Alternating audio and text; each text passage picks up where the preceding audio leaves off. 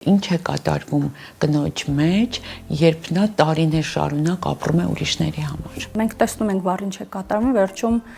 հիվանդություններ, քաղցկեղ, շաքարային դիաբետ, այդ լուրջ հիվանդությունները մահացու ինքը լինում այն կնոջ մոտ, ով իր համար չի ապրում։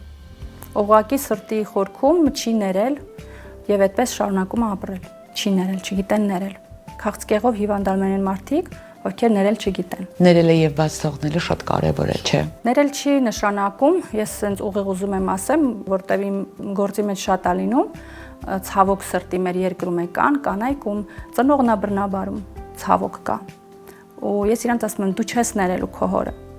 Դա ներելու բան չի, բայց դու քո մեջ պետք է դա ընդունես ու բաց թողես, որտեղ եթե դու այդ չարությունը քո հետ տանես, դու չես կարող ապրել։ Դու միշտ մնում ես այդ անցյալիդ մեջ։ Այդ անցյալը քո հետ հենց հիմա ներկա է։ Քեզ պետք է չէ։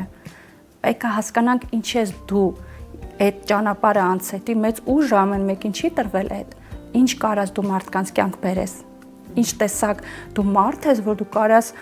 այդ ճանապարհը ոչ բոլոր կանանց այդ տրվում, իսկապես եմ ասում, որտեղ կարա ինքը լինի զոհ, որը որ շատերը անում են, չէ, սթրես եւ այլն չեն կարող դուրս գան, բայց միևնույն ժամանակ ինքը կարա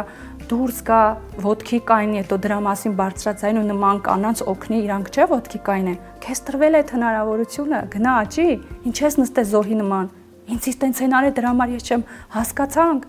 Այնքան մարդիկա մահանում են, լիքը բան է լինում, բայց այսօր ես եթե կամ, ուրեմն ես այս կյանքին պետք եմ։ Ինչ կարամ այս կյանք ես բերեմ իմ կյանքով, ինչ կարամ լավը բերեմ այս կյանք։ Այն որ նստեմ լացեմ, ի՞նչ է փոխվելու։